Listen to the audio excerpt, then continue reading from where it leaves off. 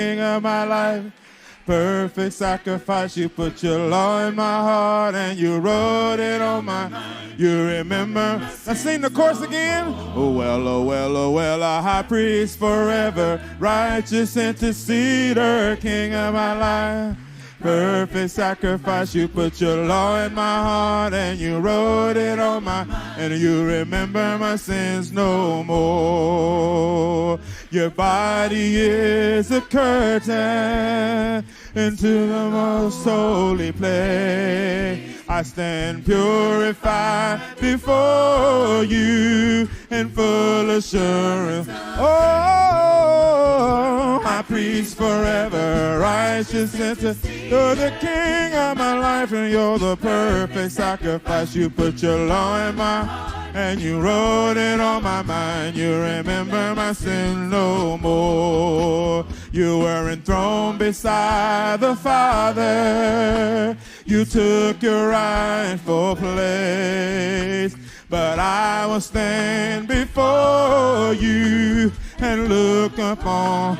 Oh, our peace forever, righteous and you're the King of my life and you're the perfect sacrifice. You put your law in my heart and you wrote it on my mind. You remember my sins. Well,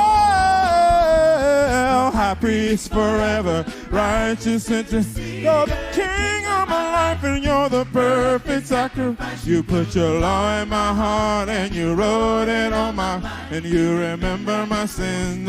Oh, high priest forever, right? You're the King of my life and you're the perfect. You put your law, yeah, and you remember my sins. Oh, you remember my sins. Oh, you remember my sins no more. Y'all give it up for Steve Maxwell from North Atlanta. Joy. Let's have some joy this morning. How many of you love the Lord? Come on. Come on, y'all. Put your hands together with me. Come on. There's beauty in my brokenness. I've got true love instead of pain. There's freedom though you captured me. I've got joy instead of pain. Come on, fill this room with praise. There's beauty in my brokenness. I've got love. I've got true love instead of pain. Celebrating my freedom. There's freedom though you captured me. I've got joy instead of mourning. Because you give me joy down deep in my soul. Down deep in my soul. Down deep in my soul. You give me joy down deep in my soul, down deep in my soul, down deep in my soul. Well, there's beauty in my brokenness. I've got love, I've got true love instead of pain. This freedom in Christ the Lord. This freedom though you captured me. I've got joy instead of mourning. Because you give me joy down deep in my soul, down deep in my soul, down deep in my soul. You give me joy down deep in my soul, down deep in my soul, down deep in my soul. I've never been so free. I've never been so free, caught in your love for me. I've never been more secure, knowing your heart, Lord.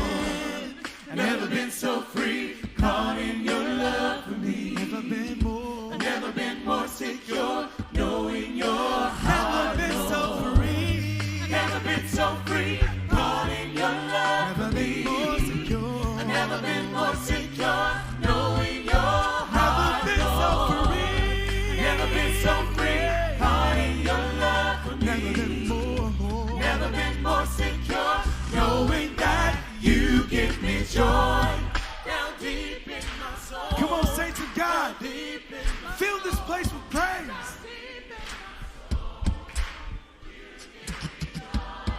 down deep, down in my soul, down in my soul. Sing it. You give me joy down deep in my soul, down deep in my soul, down deep in my soul. You give me joy down deep in my soul, down deep in my soul, down deep in my soul. You give me joy. Please be seated, everybody.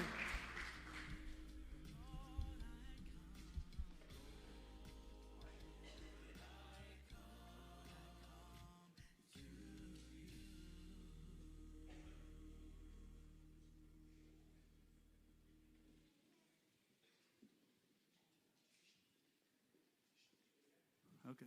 There's an MC. All right. Oh, you got it? Go ahead.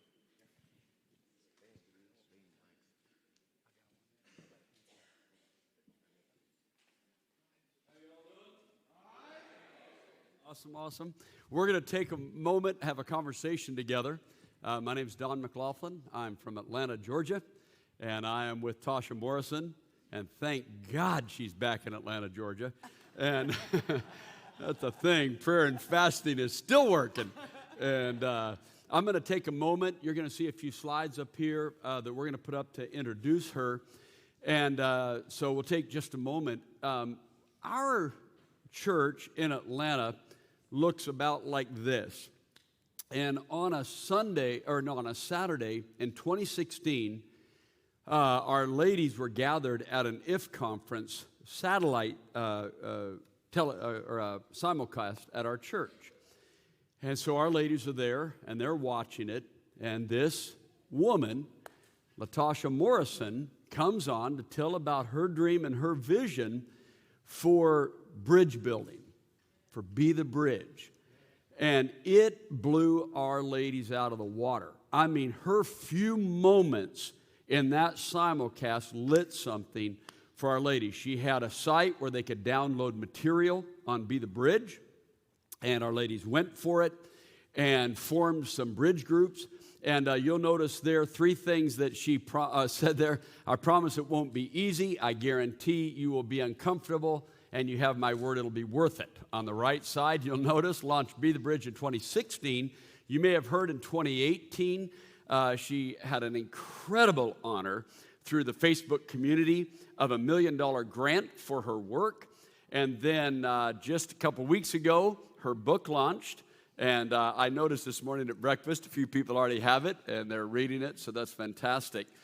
So if you go to the next slide, this is one of our bridge groups. And all of these ladies came together for almost a year and worked through Tasha's curriculum. And we have women's groups, we have men's groups. In this here, there's one lady, I think the 4th down on the left side of the picture, who is from another church who was looking to grow in that.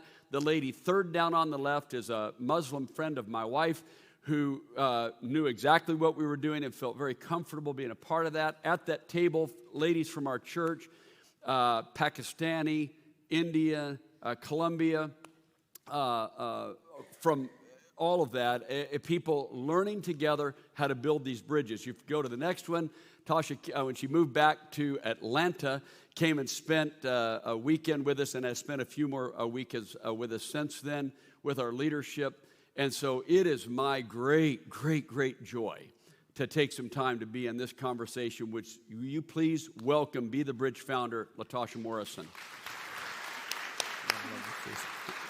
Thank you. You ready for this? All right. So we could talk about a million things right now. But what I want to do for the sake of the group here, and this is really important, I would like for people to be able to do 2 things.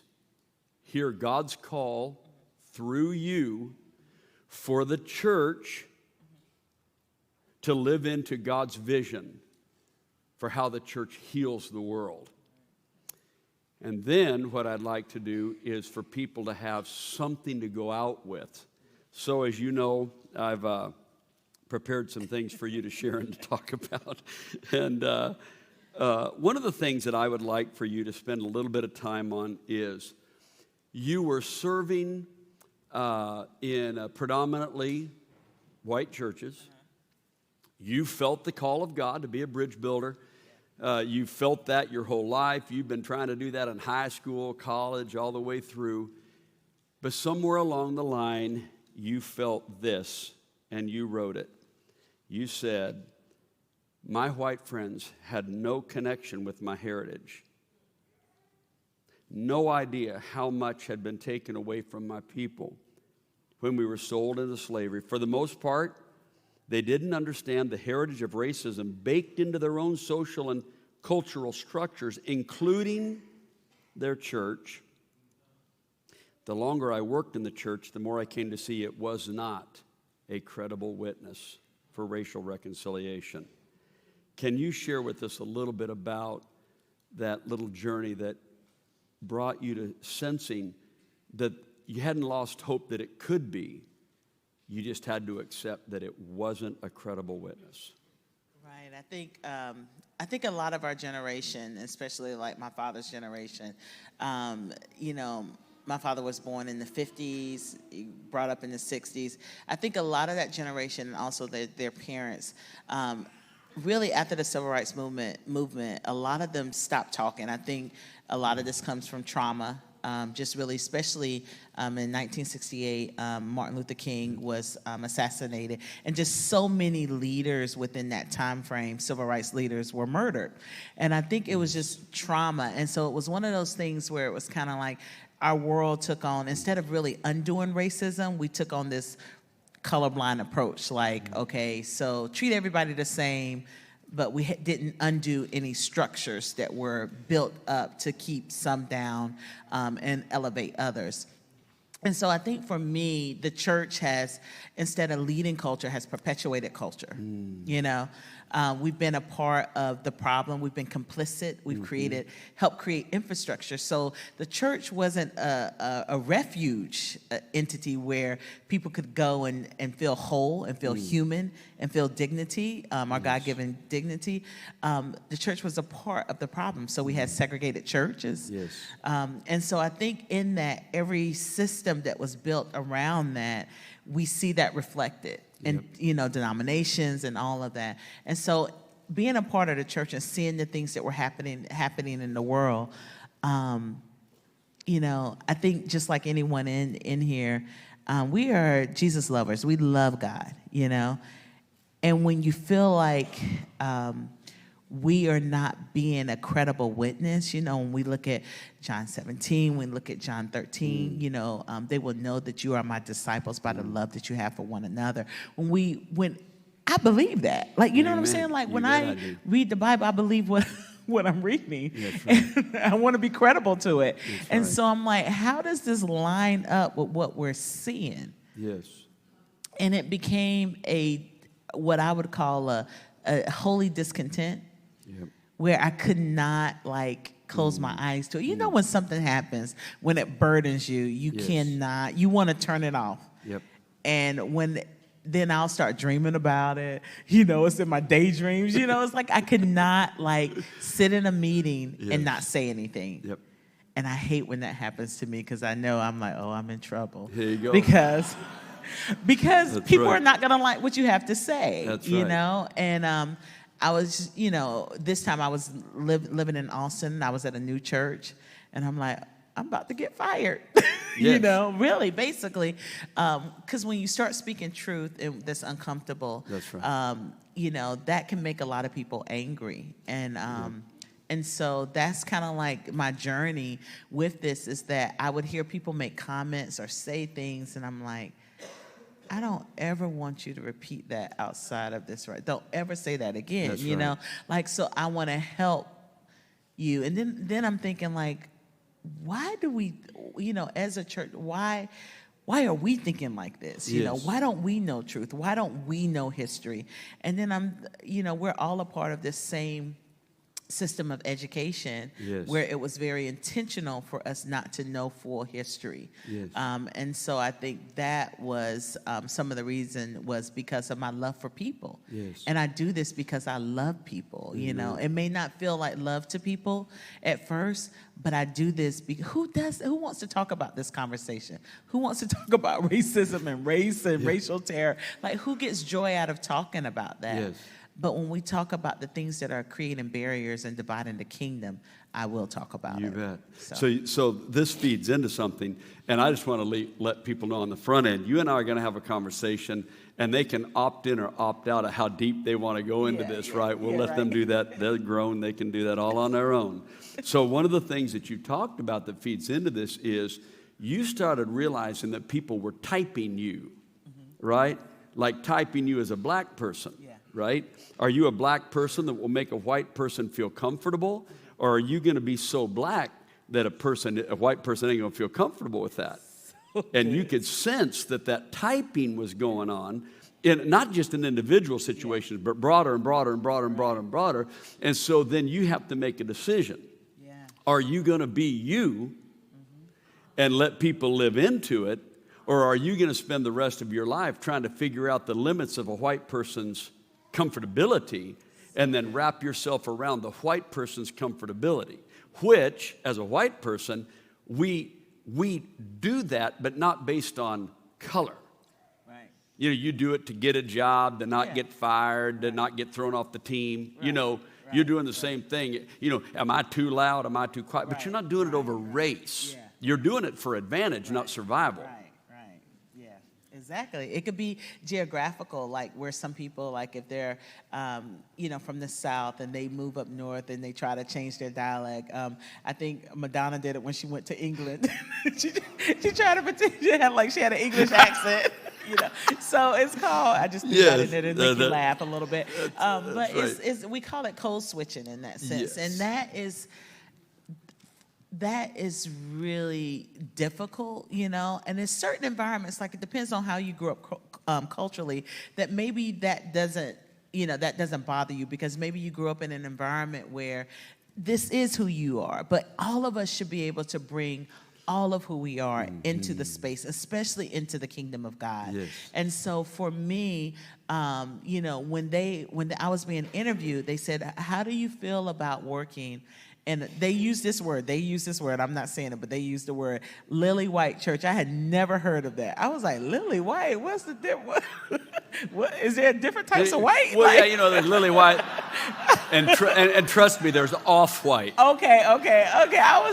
But I remember them saying that, and I said, yes, but are you ready to have an African American on your staff?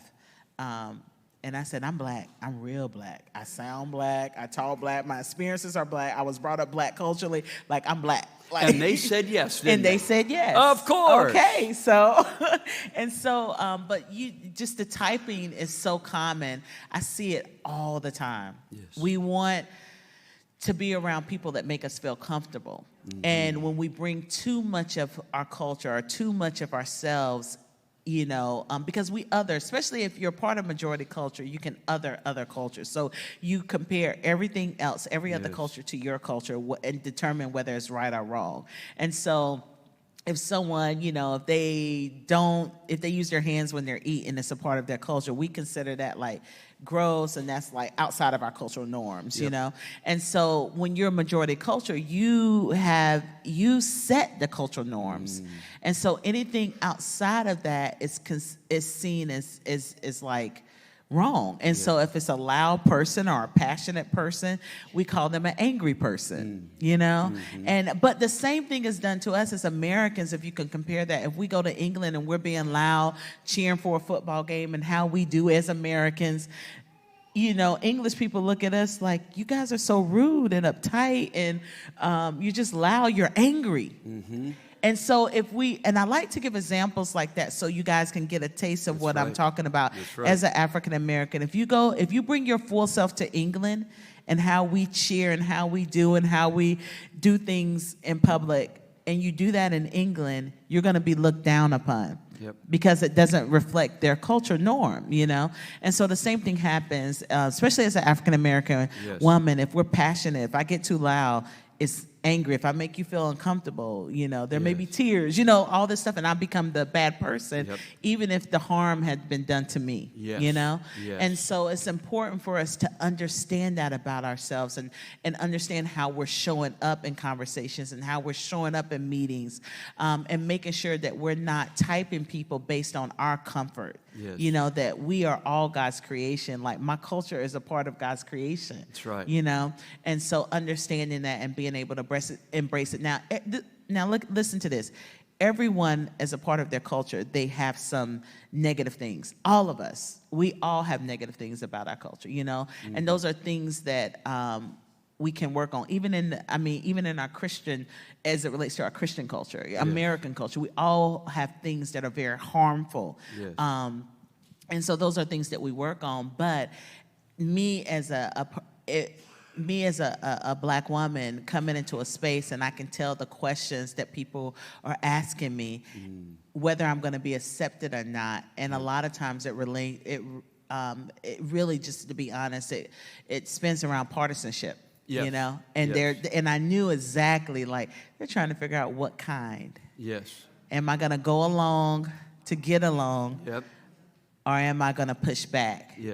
And so I'm not going to allow people to do that to me. Amen. So we have to be mindful of that. And I see it happening all the time. So I understand a lot of times as people of color, when we're in spaces, even when I'm talking to a person of color and I know they're in a predominantly white space, I'm trying to figure out, okay, are they?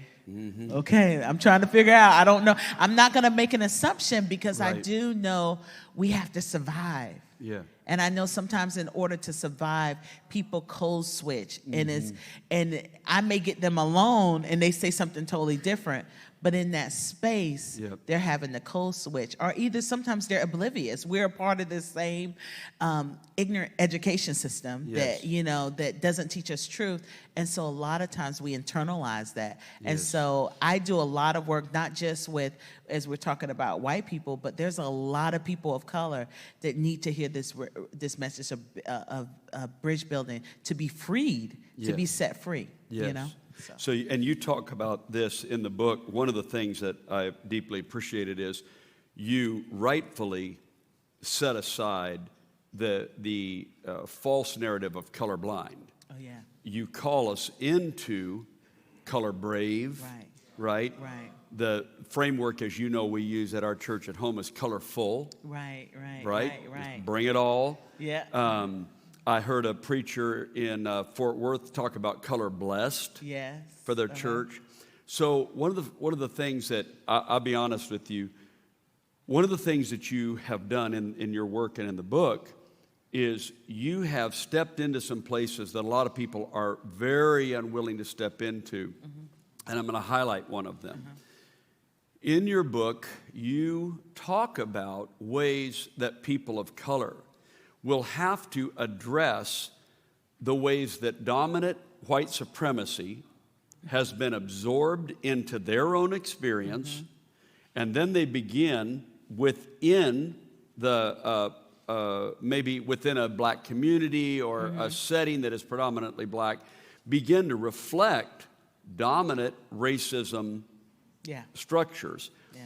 And what you and I both know, and I'll be very candid here, is that people who have absorbed white supremacy that are wrapped in my color, they'll take a chapter like that, and that's the only chapter they want to, because what they want to do is further oppress people of color by saying, well, hey, you all do, you've heard this a billion times, you all do the same thing. So the assumption is that majority racist structures are functioning identically as minority racist interaction, and they're not. But you went there anyway. I mean, because it's kind of like almost like, I don't want to call it like a Stockholm syndrome type thing, but it's like similar in that where this is the culture and environment that you're brought up. So if you're brought up to see that white has power, white is beautiful, white is right, you can take that on. You know, I mean, you see that when you look at even some of the leaders, some of the controversy between W.B. Du Bois and Booker T. Washington Yes. and Marcus Garvey, like all those different people where there was this tension. There's always this tension Yes. of that. And, you know, then you have the one drop rule. Yes. You know, that was a big thing. Yes. You know, I think that was the Dred Scott decision, Yes. like the whole, it may have been, no, Plessy versus Ferguson, the whole one drop rule. And with that, it was like, even if you had a drop of African blood, you were considered black. Yep. You know, and so there became this this embracing of the lighter skin, darker skin, and Yes. so there became this oppression and these levels within the black community, because in certain areas, like, okay, if you were a lighter, you can work in the home. Yep. Or you were considered more European looking, you know. And so there became these hierarchies within the African American community that was a product of slavery. Yes. And we've embraced that to today. I'm Yes. of a darker hue of chocolate, you know. And I love it, you know. Yes. But it took me a long time you to didn't understand always. that. I didn't. Tell you about know? the scar. Yeah, I talk about that. Like, even in my family, I can remember when a child is born. And you see, I'm telling black family business right now. And sometimes you get in trouble for telling family That's right. business, you know. But I think it's important for us to really denounce that also. And then it's in the Asian community. It's in the Latina community. It's in the East Asian community. Yes, it It's is. in every community, especially under colonization, is experiencing the same Yes. thing. And so, when I was a child, you know, my dad is darker, my mom is lighter, and so my dad's family, my dad and myself were probably all my family on my dad's side, everyone would consider them dark skinned. We're just different shades of dark skin, you know. But my dad is the darkest of his siblings. He took after his father, and all his other siblings are lighter. And so I could just remember when a baby was born, everybody would look at the cuticles and look at the ears to see how dark the child was going to be. Because if the child is a little bit lighter, they'll have less of a hard time. You know, they'll be accepted more a little bit. It's still that putting that standard of beauty being light. And that's one of the things. And I remember cutting my face. I was trying to show off on a swing, and I was on my stomach swinging, and I guess when I came back down, my face on one side was like scraped up. And I had to like get like this ointment and all this stuff on my face. And I just remember my mom pointing out one time, she was like, what if your face was this color? Pink. You know, and it's pink. And I remember looking at the scar and not wanting it to go away because I could be lighter. And that's like something that I think even the book was very therapeutic for me to walk Yes. through that and talk Yes. through that. And I just remember so many different, you know, conversations. I'm surprised I came out with the confidence and self-esteem I did come out Amen. with, considering, you know, and it's like sometimes a family, you'll do it and not even understand that you're bringing harm to it. But there's been a lot of talk about colorism within our community, how it perpetuates white supremacy, Yes. and how it's oppressive to our community. And, you know, even there was a time even in the 80s where it was kind of like said dark-skinned brothers were out of style. It was all about the light-skinned brothers. You know, like all these different things. You've seen this in our community. And what I sense is a lot more healing taking place Yes. in the Yes. African-American community because we're talking about it. Yes. We're you know, there's even people in the Latina community that's bringing rappers and some of the artists are bringing attention to it. Lupita Nyong'o, she just did a book about her skin color where she's talking about how she felt ugly because she was dark growing up. And I think she's from Kenya, but she grew up in Mexico. And so there's just layers of this that we have to begin to talk about and heal from, because if not, we're perpetuating an ideology that is from the pit of hell. That's right. Amen. Come on. And you said, thank you for doing that. Thank you. I told her ahead of time we were going to go there, but I wanted to make that's sure good. I'm so glad you asked me that question. Because these are the thing is that you and I both know that we learn how to skirt this issue. Right. We become professionals at how to skirt the issue and not actually talk about it. People can go to church together for 40 years and pretend isn't the right word. Act like friends, but they're not getting that they're acting like friends all above the surface. But we're not like actually being friends where it's safe to do this. So this is beautiful. You share a little bit about the Christian construct pushes back on all of this, right? And the idea that we are all children of faith, all children of Abraham, right? Living into this. A couple of things that you shared that were really, really profound in your own journey was you talked quite a bit about history, right? And to put this in context, this one drop rule, when that was codified into law in 1910 in Tennessee and Virginia, what's fascinating is 66 years later in 1976, in Loving versus Maryland, when they finally outlaw the one drop rule, that's in 1976. So when I hear people say, man, this is old, it's all gone by. Well, I was a junior in high school when that was that old. This is recent, current. It's real. Recent history. People, and that's the thing why we are such an ignorant society as it relates to our history. And when you don't know history, you will repeat history. And it's important for us to know and understand that a lot of this is happening in our lifetime. You know, when we talk about, there's some states, even in Alabama, Mississippi, where it is still on the books as illegal to marry someone of a different ethnicity. That's right. You know, there are still restrictions for stuff like that. So, we have to, and there are still some school districts that are, right now, just all over school districts because of how we draw a line, because we never deconstructed the system and reconstructed it. School systems are just as segregated now as they were in 1954. They were actually less segregated, during the 60s than they are now. Because this is what happens when you don't deconstruct the system. That means when you dig up the roots of what is causing this, you know what I'm saying? When we talk about how we build, how we draw community lines and school board and all those different things, when we don't deconstruct that and reconstruct it so that it never repeats itself again in our history, you have to do something to shake up and disrupt the system. And the only thing we've done really in our country is put Band-Aids on it. So, and I think this is an important point for the people that are hearing your conversation today is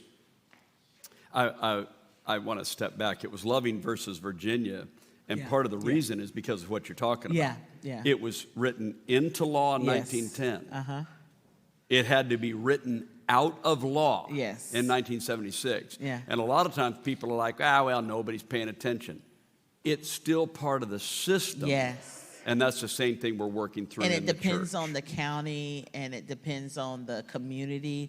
Where something that can be on the book still can be still it could be abused because Yes. everyone doesn't live in Houston. That's right. You know what I'm saying? Everyone doesn't live in Atlanta. That's right. And so we have to realize that there's some rural counties out there that still operate, under state law. And that's why when we talk about state and federal law, that's why it's totally different when, as a white person, especially being in Texas, I hear this a lot. It's about state laws and state rights. When you say that to a black person, that's very triggering. That's right. Because it's state laws that oppressed. That's right. And if it wasn't for the federal laws, there would be things would look a lot different around here. That's exactly And so right. when we start overseeing one, you need both.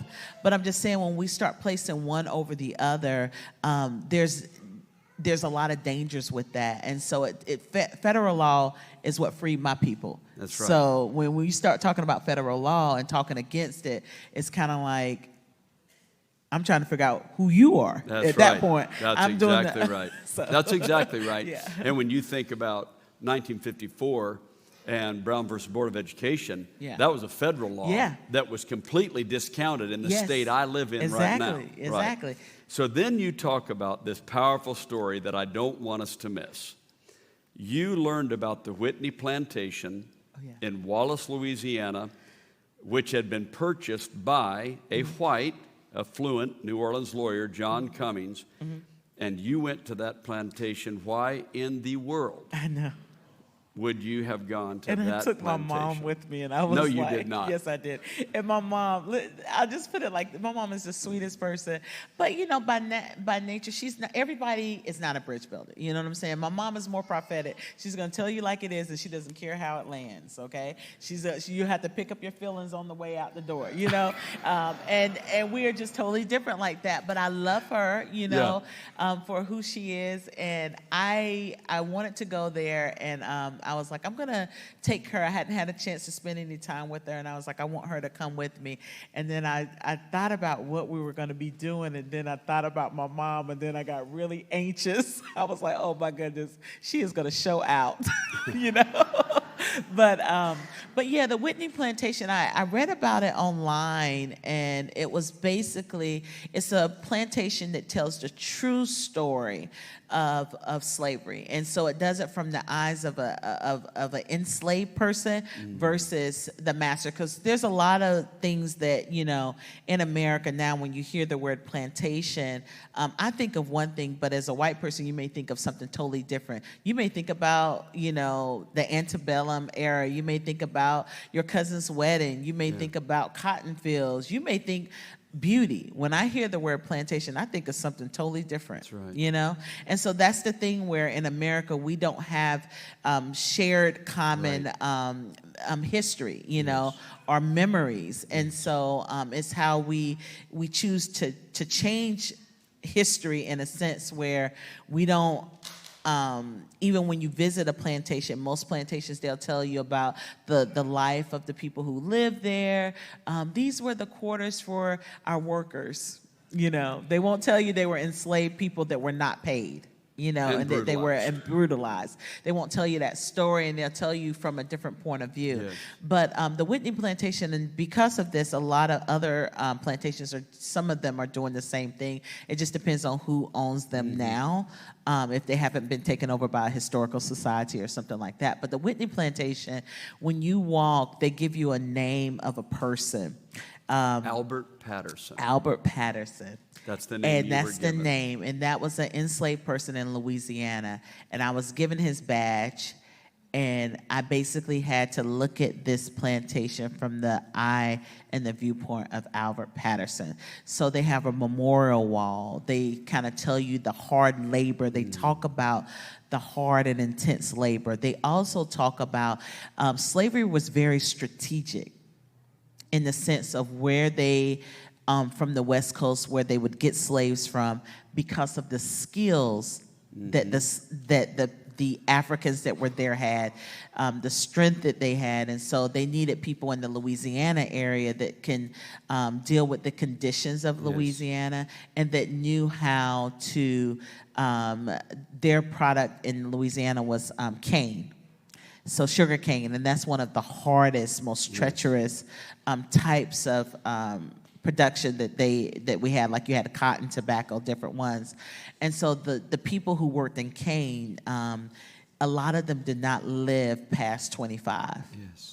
Because of the harsh treatment. A lot of babies died at birth. You know, it was harsh conditions.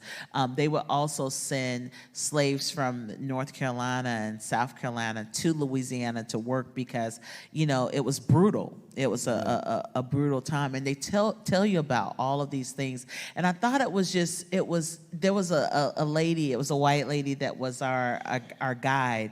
And I remember when I walked in, you know, you had a group of people that were going to be a part of the tour. And a lot of them, I think there was another black family, but all of them were white. A lot of them were from Europe or Canada or different places. And it was my mom and I, and there was a white tour guide. And I was like, okay, I got to hear about this. And I'm just going to be honest. I was like, and I got to look at all the white people. Like, you know, what is she going to tell me about this? How is she going to tell this story? But it was really healing for me and even for my mom to see. She's reading the list, and she was like, Tasha, a lot of these were the death memorial. She said, a lot of these were babies. And I was like, Mom, babies were enslaved. You didn't, I mean, she knew that, but it didn't register. Like, I was like, there were 240 years of generational slavery. So that means children, grandparents, like for generations were born into this. And it was the reality of that set in for her. And then, you know, at the end she acted out a little bit, but she was good. Tell about the bell on the Whitney plantation. There was a bell, and the bell, they would ring the bell to when they wanted to notify people or to call people, like if there was going to be someone that was whipped. It was a way of creating terror, you know, to keep controlling people, where they would ring the bell and you would have to come to see what was taking place, or if there was an announcement or whatever. And, you know, so you think about there's this bell. And so a lot of times we see in movies where the slave quarters are near the house, but really it wasn't. And this is one of the things the guide explained. She said, especially because from the time that Africans stepped foot on this soil, there has been resistance. Yes. There has always been uprisings, you know. There were always, you know, people that rebelled against this system of injustice. And more so even as slaves became, some became Christians under the Western cultural Christian lens, because some of them were Christians in Africa. That's right. Because Christianity was in Africa first. That's right. So you know, but that's something that we tend to not mention or tell. Yes. Now, this Jesus they did not know. Right. That's right. The one of slavery and oppression. Right. That's something that they were not familiar with. But the bell was like this call, and I remember her. She said, "You can ring the bell." You know, like as a memorial, symbolizing like a symbol, acknowledging this lament that we felt. And I just remember just feeling that, and I'm just hearing about, like, she was talking about the structure of the house and why it was built. And a lot of times the enslaved people would build the homes, and because they knew how to build. In accordance to the way the wind would blow so that the house could get cool air. So it was like this brilliance that was also enslaved, you know? And it just went against the things that I thought growing up and how slavery was described to me, how enslaved people were described to me. And so I remember I didn't want to ring the bell. I wanted to kick the bell. Like, you know, I was just like, I do not want to ring this bell.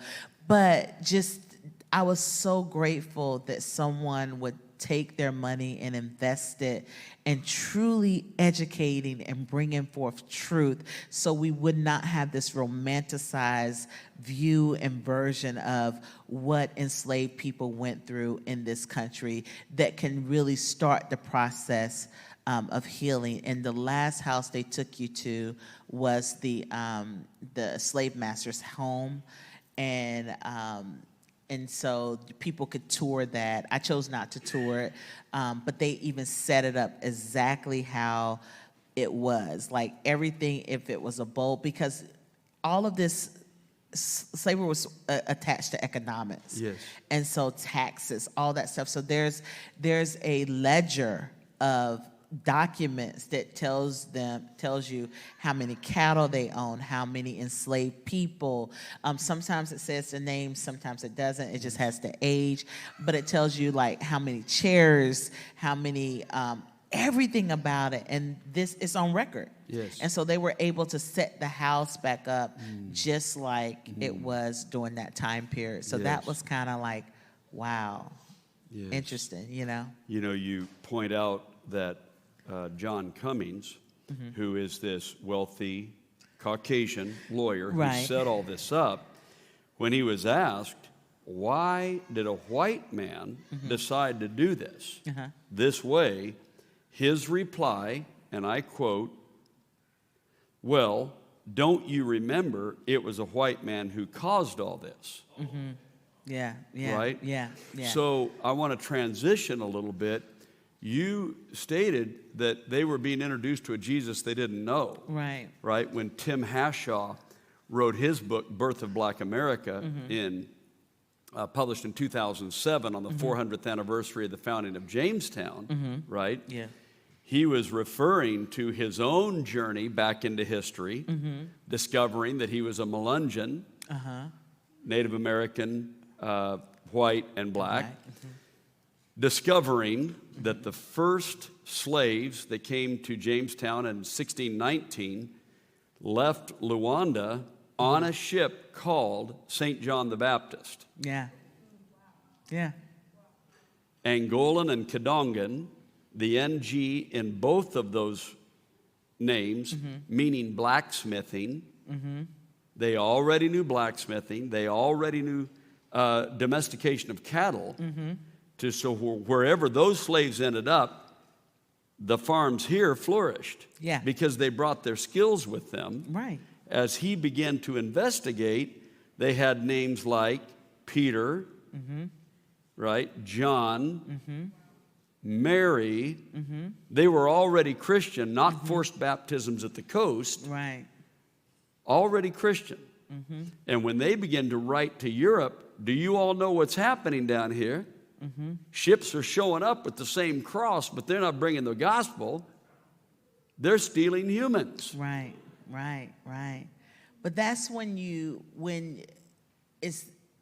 Christianity went through Western culture, something happened. You know, and we can point this back to Constantine, and we can go into a whole bunch of church history, and some things were distorted. And when we start, and I think it's up to us, we have to reclaim. Yes. You know? So when we look at Christianity, where it became very individualistic, where Christianity is very communal, collective, you know, it became about the individual rights and manifest dynasty, and if someone is of a different religion, you treat them a certain way, which counters the Bible. I mean, think about, you know, your Judea, your Samaria. We can recount so many stories from Genesis on, and how we're supposed to treat our neighbors, you know, and you know. So anyway, that first of all, Don is like a walking history book, and I haven't read that book that you're talking about, but I've read some books similar to that, and just knowing that history, and I think that's important for us to teach. Yes. And the disservice is we don't teach this to our younger generation. That's right. It's they something don't know that you've clarified, and I want to make sure that we don't lose this. You still believe in Jehovah, in the Christ and the Holy Spirit, and in the church, but your word reclaim, right? So you're calling us back to something, Yeah. right? And telling a group of people that there has to be a restoration, Right. right? Yeah. So rather than the church advancing the curse, Yeah. Right. we need to live out the meaning of the cross, Exactly. right? Yes. Yes. That's what you're calling us to. Tell us what you are going to do in your sessions this afternoon. Well, one of the things that I'm going to talk about is how to really build true racial bridges and what reconciliation is and what reconciliation isn't. We only have an hour, and most of what I do is always 3 to 6 hours of training because we didn't get this way overnight. It's been decades and years. So it's going to take time, but what hopefully this afternoon we can set people on a trajectory that will lead them into a different pathway to get them started. We can scratch the surface a little bit to get people on a different journey, you know. Like when you hear all of this history, sometimes when the unraveling, sadly, is a lot of people of color, especially African Americans, are turning from faith, you know, but not so in an alarming stance as what's happening to the white community, That's right. the Asian community, That's right. and the Latina community as it relates to generational. The African American community of faith is growing. Yes. But the one thing that we have to realize and understand that this is a lot, you know, but we've been able to unravel white Jesus Yes. in that sense. Yes. And understand Vital. that that's a myth. That's right. You know, but it's real hard to do that, you know, in the society that we live in. Yes. You know. Well, something that I would like for people to think about as they prepare for the afternoon, if they do come to your session, that you have, by the grace of God, you've been so gifted to write. You know, not everyone writes the curriculum and then the book, Yeah, right? right. And to instruct and train and teach. Right. So even if you scratch the surface, people can go to these websites Yes. that I've got up on the screen right now. You've made it very affordable to download leaders' guides and participants' guides. We've seen our men go through this, our women go through this, you know, I mean, in bucket loads. Where's Steve Maxwell? Yeah. So Steve and his wife, Alicia. Alicia also works with us now. I know it. So, yeah. So and then I found out she was the one that cooked the great food that I think one of the ones that helped cook the food. Yeah. She did all right, right? And we're excited about this work. I believe that now, through the church, the manifold wisdom of God can be made known to the rulers and the principalities according to his eternal purpose. Yes, I right? agree. That's what we're doing. Would you please show your appreciation to LaTosha Morrison?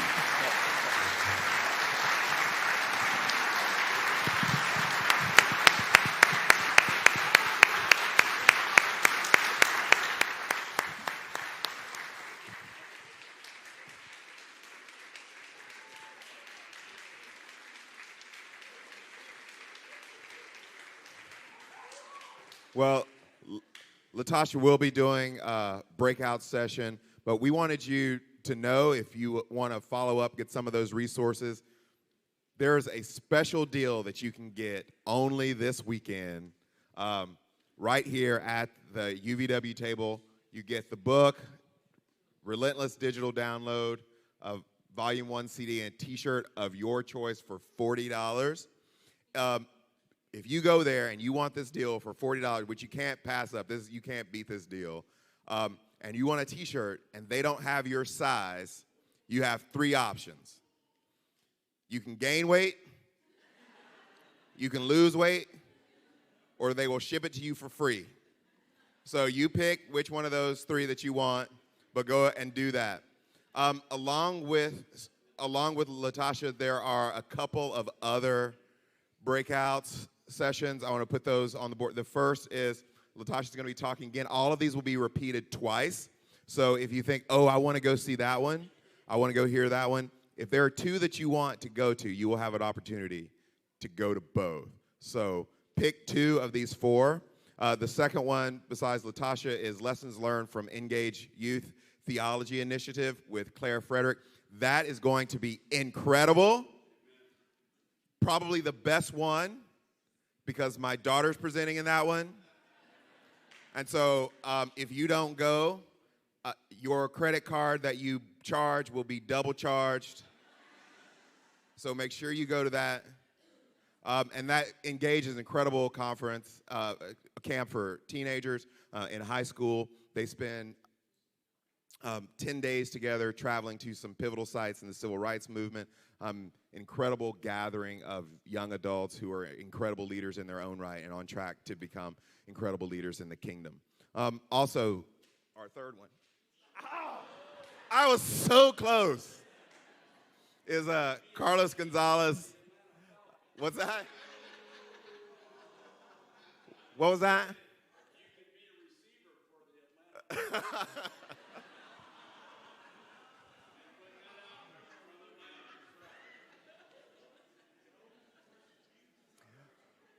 Carlos Gonzalez has a class that I know many of you are going to be interested in. One body, one voice, two languages. That is a challenge for a lot of us, a lot of our congregations. One of the things that my congregation is working through. How do we do that? Especially here in Houston, we have an increasing amount of people who are bilingual and some who are monolingual, but that language is Spanish. And you're going to get some incredible insights from that. And then Dawn, no longer strangers. She's going to be talking about friendship. Most of you know who Dawn is. That's going to be a great class. There are plenty of opportunities. So a few things before we release you to lunch. First of all, lunch is going to be in the ministry center. If you follow this hallway down past the bathrooms, there will be folks from BAML who will direct you in that direction. And we want to thank two groups. First of all, we want to thank BAML Church of Christ for hosting us this weekend and everything that they've done to make this happen.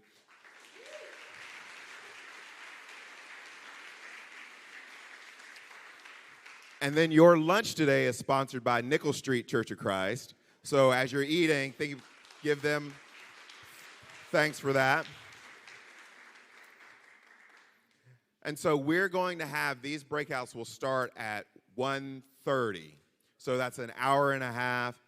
When you're at lunch, I know there are folks here that you haven't seen in a while, old friends. There are people here maybe from your congregation that you want to process some of that with. I want to encourage you to go the opposite direction and find someone that you don't know, you haven't met, maybe from a different context than you, and spend some time getting to know them over lunch. So I'm going to pray God's blessing for our lunch, and then we'll be dismissed. Follow this hallway down. Creator God, we're thankful for what you've done this morning and you continue to do in our lives, in our churches, in our communities, in your kingdom. And we ask, Lord, that you would continue to inhabit us with your spirit, that we may be women and men who transform the world through your word and power. God, we're grateful for our journey this weekend so far. And we would ask also, God, that you would continue to be with us. Bless our lunch and bless the conversations as we share what you are doing through us and in us, both in this place and in our homes. And we ask all of this in the name of the Father, the Son, and the Holy Spirit. Amen.